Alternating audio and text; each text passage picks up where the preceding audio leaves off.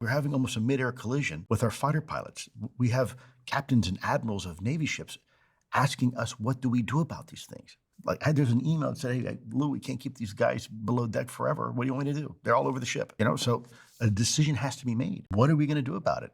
And that decision has to be made by the top guy, the Secretary of Defense. And for whatever reason, the upper echelons of leadership didn't want to tell the boss.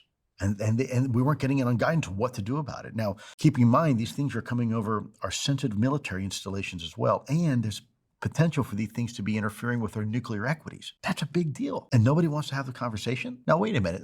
Let's put this on the backdrop of other national security issues, right? Like terrorism. If you go to any airport in the United States today or any train station, you always hear over the announcements, if you see something suspicious, say something, report it. Well, that wasn't the case with these things. In fact, people were told not to report. Yes, if you saw a UFO and you saw it over a sensitive military installation, don't report it because they'll think you're crazy. And that is dangerous. That is a dangerous mindset, because if these things had a Russian star on the tail or a North Korean tail number, this would be huge.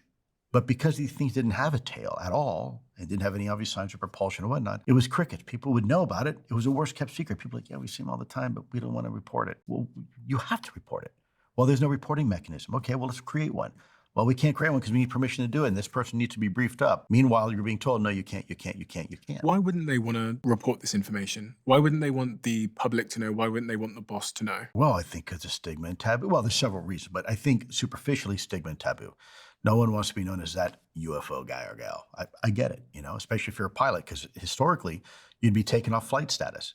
You'd put behind a desk, and you'd fly a desk the rest of your career because people think you're mentally unstable. Could affect your security clearance. I mean, there's all sorts of things that can happen. And so people were being reinforced not to report this information. Even civilian pilots today, if you talk to them, they'll tell you quietly, yeah, we see things in the sky, but we're not going to report anything because I need a job. What did you see?